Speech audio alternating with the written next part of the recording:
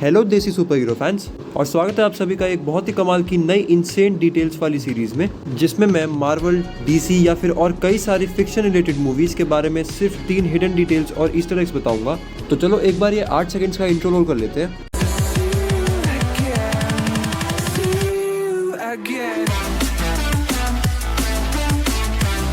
तो आज की मूवी है एवेंजर्स एंड गेम। अब पहली detail guardians of the Galaxy team के मेंबर ड्रैक्स के बारे में है।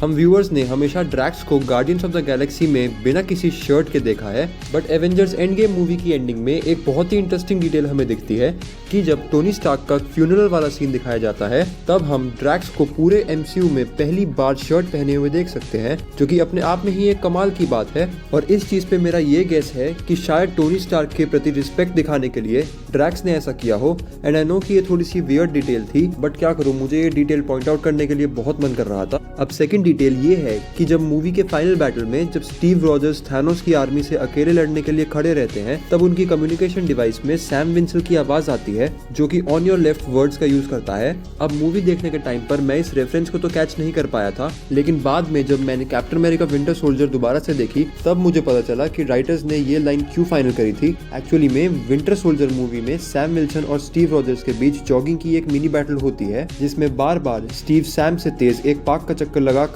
उसे टॉन्ट मारते हैं और वो ऑन योर लेफ्ट वर्ड्स का इस्तेमाल करते हैं। एंड अब फाइनली सैम विल्सन को एंड गेम में ये लाइन यूज करने का अवसर मिल ही जाता है। एंड अब तीसरी और फाइनल डिटेल ये है कि इन्फिनिटी वॉर मूवी में जब थॉर पहली बार रॉकेट रकून से मिलता है, तब थॉर उसे रैबिट शब्द यूज करके बुलाता है, जो कि उस टाइम पर ऑडियंस के लिए ये चीज एक छोटी सी जोक के अलावा और कुछ नहीं थी। बट बाद में कई वेबसाइट्स पर सर्च करने के बाद मुझे ये पता चला कि थॉर रॉकेट रकून को रैबिट इसलिए बुलाता है क्योंकि थॉर पृथ्वी पर रहने वाले जीव जंतु यानी कि अर्थ की वाइल्ड लाइफ से अपरिचित है। थॉर जानता ही नहीं है कि एक रकून और एक रैबिट में फर्क क्या है, और ये बात एक हद तक मूवी में प्रूफ भी कर दी गई थी कि जब रॉकेट रकून जेन फॉस्टर से रियलिटी स्टोन लेकर भाग रहा होता है, तब एसगार्ड के पहरेदार रॉकेट के पीछे भागकर ये चिल्लाते हैं कि इस खरगोश को पकड़ो।